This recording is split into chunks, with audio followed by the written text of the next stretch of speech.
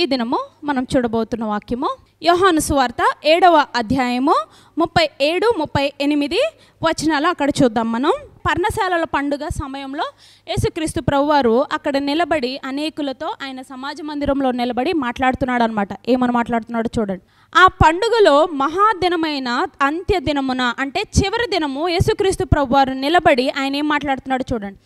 ఎవడైనను దప్పిగొనిన ఎడల నా యొద్దకు వచ్చి దప్పి తీర్చుకొనవలెను. నా యందు విశ్వాసముంచు వాడెవడో లేఖనము చెప్పినట్టు వాడు వాని కడుపులో నుండి జీవజల నదులు పారునని బిగ్గరగా చెప్పెను. తన యందు విశ్వాసముంచు వారు పొందబోవు ఆత్మను గూర్చి ఆయన ఈ మాట చెప్పెను. ఎవరైనానో దప్పిగొనిన ఎడల నా యొద్దకు వచ్చి దాహము తీర్చుకోనవలెను అంటున్నాడు. ఎందుకు? ఆయన యోహాను సువార్త ఒక్క పేజ్ మీరు ముందుకు తిప్పితే యోహాను సువార్త 6వ అధ్యాయం 35, 36 వచనాల్లో మనము చూస్తే ఉంటుంది చూడండి.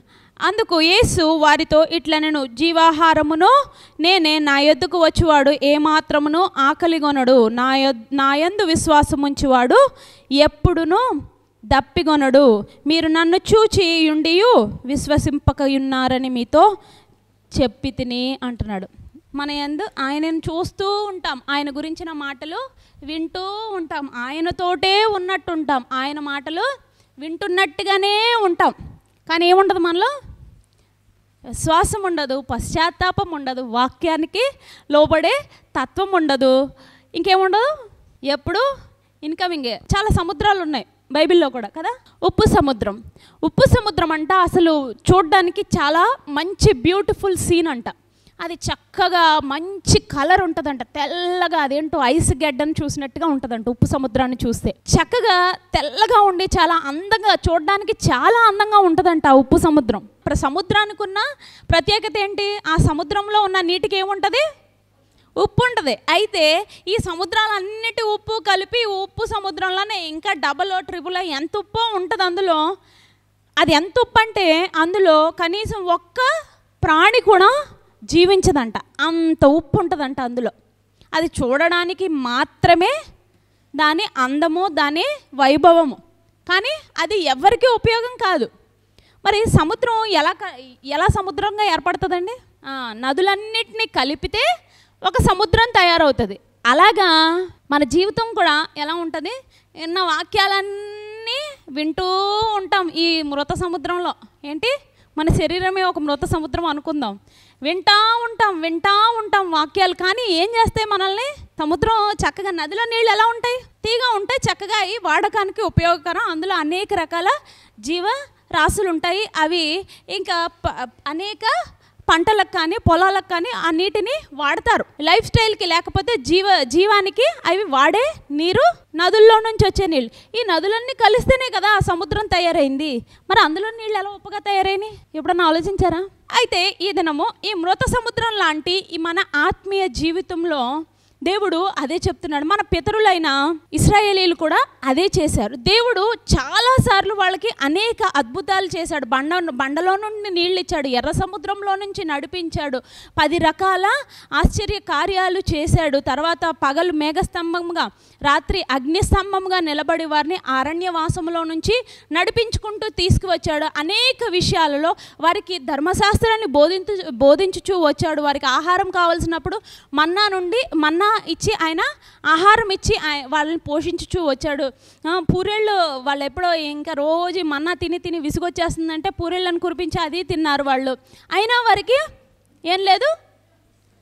సంతృప్తి లేదు, విశ్వాసం అంతకన్నా లేదు. విశ్వాసం ఉండుంటే ఇద్దరే ఎలా వెళ్తారండి? ఆలోచించారు ఎప్పుడైనా? 1 కొరింథీ 10వ అధ్యాయంలో నుంచి చూద్దాము. సహోదరులారా, ఈ సంగతి మీకు తెలియకుండుట నాకు ఇష్టము లేదు. అదేదనగా మన పితరులందరూ మేఘము క్రింద నుండిరి, వారందరూ సముద్రంలో నడిచిపోయిరి. అందరూ మోషేను బట్టి మేఘములోను సముద్రములోను బాప్తిస్మం పొందిరి. అందరూ ఆత్మ సంబంధమైన ఒకే ఆహారము భుజించిరి. అందరూ ఆత్మ సంబంధమైన ఒకే పానము చేసిరి. ఏలయనగా తమ్మును వెంబడించిన ఆత్మ సంబంధమైన బండలోనిది త్రాగిరి. ఆ బండ క్రీస్తే. మనం అందరం కలిసి పలుకుదాం ఈ మాట. ఆ బండ క్రీస్తే కదా. మనము అందరము మన గురించి రాస్తున్నాడు. అయితే వారిలో ఎక్కువ మంది దేవునికి ఇష్టలుగా ఉండలేకపోయిరి గనుక అరణ్యములో సంహరింపబడిరి. వారు ఆశించిన ప్రకారము మనము చెడ్డవాటిని ఆశించకుండానట్లు ఈ సంగతులు మనకు దృష్టాంతములుగా ఉన్నవి. దృష్టాంతములు అంటే ఒక ఎగ్జాంపుల్, ఒక ఉదాహరణగా మన ముందు పెట్టాడంట. ఇంకేముందో చూడండి. ఇంకా కొంచెం కిందకు వచ్చేస్తే 8వ వచనం చూడు. మరియు వారి వలె మనము వ్యభిచరింపక యుందుము. వారిలో కొందరు వ్యభిచరించినందున ఒక్క దినముననే 23,000 మంది కూలిరి. మనము ప్రభువును శోధింపక యుందుము. వారిలో కొందరు ప్రభువును శోధించి సర్పము వలన నశించిరి. ఏంటంట, వారు ఏం చేశారంట, ఇంకా ఇంకా ఇంకా ఇంకా దేవుని శోధిస్తూ ఉన్నారంట, వ్యభిచరిస్తున్నారంట. కేవలం శారీరక వ్యభిచారమే కాదు, ఆత్మీయ వ్యభిచారం కూడా ఉంటుంది. వ్యభిచారం అంటే ఏంటి? మనకు దేవుడు ఇచ్చిన ఒక పార్ట్నర్తోనే ఉండడం, అది కరెక్టు. ఇష్టం వచ్చినట్టు ఎలా ఇష్టానికి వెళ్ళిపోతే దాన్ని ఏమంటారు? దాన్ని వ్యభిచారం అంటారు. మన ఆత్మ కూడా అలాగే దేవుడు మనల్ని నిర్ణయించుకున్న ప్రకారము, ఆయన మనల్ని ఏర్పాటు చేసుకున్న ప్రకారము ఆయనతో మనం ఉండాలి. ఆయన రక్షించుకున్నాడు, ఆయన మనల్ని ప్రేమించాడు, ఆయన తన నిత్య నివాసములో ఉండాలని నిన్ను నన్ను ఆయన ఏర్పాటు చేసుకున్నప్పుడు నీవు నేను అటు ఇటు ఎలా వెళ్ళిపోతాం? ఆ దేవుడు కాకపోతే ఈ దేవుడు, ఆ దేవుడు కాకపోతే ఈ దేవుడు, లేకపోతే అది కాకపోతే ఇది అని దేవుడు కాకుండా ఇంకా వేరే వేరే ఆప్షన్స్ ఎలా వెతుక్కుంటాం? ఇశ్రాయేలీలు అదే చేశారు. అందుకే కింద అదే అంటున్నాడు. అలా చేశారు కాబట్టి ఒక్క దినముననే ఎంతమంది కూలిపోయారంట? 23,000 మంది కూలిరి. అయినా వాళ్ళకి భయం రాలే. ఇంకేం చేశారు? దేవుడిని ఇంకా శోధిద్దామని చూశారంటే ఏమయ్యారు? తర్వాత సర్పము వలన ఇంకా కొంతమంది నశించిపోయారు. అయితే కింద చక్కని మాట రాశాడు, 12వ వచనం. తాను నిలుచుచున్నానని తలంచుకొనువాడు పండుకొనున్నట్లు జాగ్రత్తగా చూచుకొనవలెను. సాధారణముగా మనుషులకు కలుగు శోధన తప్ప మరి ఏదియూ మీకు సంభవింపలేదు. దేవుడు నమ్మదగినవాడు, మీరు సహింపదగిన దానికంటే ఎక్కువగా ఆయన మిమ్మును శోధింపనీయడు. అంతేకాదు, సహింపగలుగుటకు ఆయన శోధనతో కూడా తప్పించుకొని మార్గము కలుగచేయును. ఎందుకు చెప్తున్నాడు ఆయన మాట? నీకేదో చిన్న శ్రమ వచ్చేస్తే నువ్వు అటు ఇటు పరిగెట్టేయకూడదు. దేవుడు నీవు సహించగలిగినంత శోధననే నీకు ఇస్తాడు. నీవు పాపములో పడిపోయేంత శోధన నీకు ఇవ్వడు. మరి ఎందుకని అటు ఇటు అటు ఇటు అటు ఇటు అటు ఇటు ఆత్మీయ వ్యభిచారం ఎందుకు చేసేస్తున్నారు? ఎందుకంటే మన ఆత్మే మృతంగా ఉంది. ఆత్మలో దేవుడు ఉంటే, ఆత్మలో క్రీస్తు అనే బండ మీద మన ఆత్మ ఉంటే ఇటువంటి ఆత్మీయ వ్యభిచారం మనం చేయటానికి కూడా, మనం ఆలోచించడానికి కూడా కనీసము ఏం చేయము, ధైర్యము చేయము. కానీ మనలో ఏంటంటే ఈ దేవుడు కాకపోతే ఆ దేవుడు, ఈ ఆప్షన్ కాకపోతే ఆ ఆప్షన్, లేకపోతే వీళ్ళు కాకపోతే వాళ్ళు కాకపోతే వాళ్ళు. అదే అంటాడు కదా దేవుడు, రాజులను ఆశ్రయించుట కంటే మనుషులను నమ్ముకొనుట కంటే యెహోవాను ఆశ్రయించుట మేలు. మన భక్తి జీవితంలో ఈ మృతమైన ఈ ఉప్పు, దీనివల్ల ఎటువంటి ఉపయోగం ఉండదు శరీరానికి కానీ మన ఆత్మకు కానీ. ఇటువంటి మృతమైన ఈ ఆత్మీయ స్థితిలో నుండి మనం నేర్చుకోవాల్సింది అదే. మన పితరుల దగ్గర నుంచి మనం నేర్చుకోవాల్సింది అదే. నీకు చిన్న శోధన వస్తేనో నువ్వు దేవుడి మీద నుంచి తూలిపోయి పడిపోయి ఇంకా వేరే దాని మీదకి ఆనుకొని వేరే దాని మీదకి వెళ్ళిపోతే అది ఆత్మీయ వ్యభిచారమే నా ప్రియ సంగమా. దేవుడు మనల్ని వ్యభిచారులుగా చేయటానికి ఆయన నిన్ను నన్ను ఏర్పాటు చేసుకోలేదు. ఆయనకి ఇష్టలుగా, ఆయన ప్రేమించే గుంపులో, ఆయనకు నచ్చినట్లుగా, ఆయన ప్రణాళికలో ఉండాలి, ఆయనకి ఇష్టలముగా జీవించాలని ఆయన నిన్ను నన్ను ఏర్పాటు చేసుకున్నాడు. ఆయన ఆత్మానుసారముగా ఆయనకి ఇష్టలమై జీవించడానికి ఆయన ఏది మన దగ్గర నుంచి కోరుకుంటున్నాడో అది చేయటానికి దేవుడు నిన్ను నన్ను ప్రతి వంశంలో నుండి, ప్రతి రాజ్యంలో నుండి, ఆయా భాషలు మాట్లాడు వారిలో నుండి ఆయన నిన్ను నన్ను ఏర్పాటు చేసుకొని ఒక జనాంగముగా దేవుని కొరకు ఆయన ఏర్పాటు చేసుకున్నాడు. ఇటువంటి మనము ఏం చేయాలి? ఆయనను నిత్యము పరిశుద్ధుడు పరిశుద్ధుడు పరిశుద్ధుడు అని మనము మన హృదయము తెరిచి మన ఆత్మలో నుండి యథార్థముగా ఆ సజీవుడైన ఆ క్రీస్తును మనము స్తుతించుకోవాలి. ఆయన నామమును మనము ఘనపరుచుకోవాలి. అది ప్రభు మన దగ్గర నుంచి కోరుకుంటున్నాడు. ఒక చిన్న మాట చూపించేసి ముగించేస్తాను.